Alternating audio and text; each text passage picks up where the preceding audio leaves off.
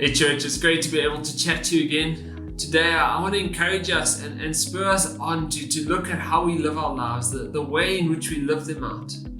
I've said it before and I'm sure I'll say it again, it's so easy to get caught up in our own world, in our own little bubble, where we only want to think of ourselves, our own needs. However, we're not called to be Christians and to hide our faith under a basket, but rather, like Scripture says, we're called to be a city on a hill, a city that can't be hidden, a city that shines its light out. We are called to be the salt and the light to a desperate world that is around us. We're not called just to hide our faith away, but rather we're called to live it out. And today I want to encourage us with one simple verse from 1 Corinthians 11 verse 1. And Paul says this: "Follow my example as I follow the example of Christ." Such a simple yet profound statement. Some might even think that, Paul is boasting. He's calling people to follow him rather than to follow Christ.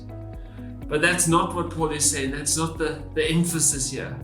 So then what is Paul trying to say? What he's saying is, if you look at my life, you should see that I follow Christ. It should be reflected in the way in which I live. To break it down, Paul is saying, imitate me in the manner in which I imitate Christ. Christ is the central focus of what Paul is saying, not himself.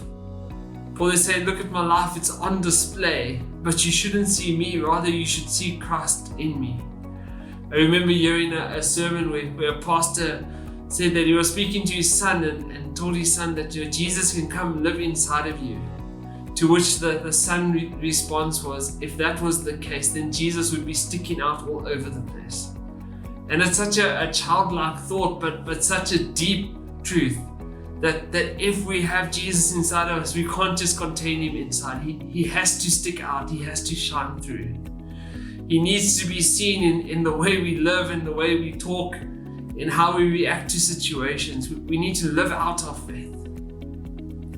But we need to remember that Paul is not ultimately calling people to follow him, but rather to follow Christ.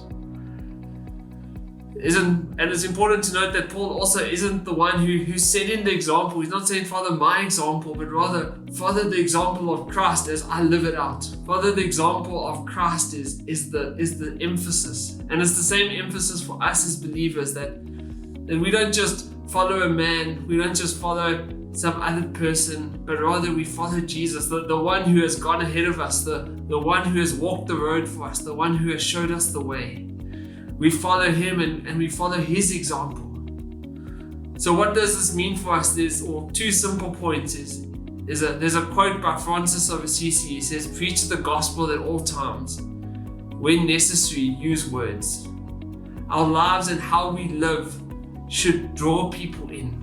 There should be a magnet that draws people in, not that they follow us, not that they follow our own example, but rather that they see our lives and want to follow Christ. It's such a challenge that every action, every way we react is either going to push people away from Jesus or draw people in. We need to live in such a way and respond in such a way that draws people in. But also, this is a freeing statement, a statement that we can hold on to. We're not being called to set the standard for others to follow, but rather we're given the standard by Christ. The call is to follow me as I follow Christ. For Paul, the major concern was following Christ, was making sure he was following Christ first, and then that others followed Christ as well. It's important that we get the order right as well, that we focus on our relationship with Christ and then live that out for others to see. I think we live in a time and a generation where it's so easy to do stuff just to be seen rather than to have a deep conviction behind it. So church, as I wrap up, the challenge is there's no off button when it comes to our faith. There's no switch that we can turn it off.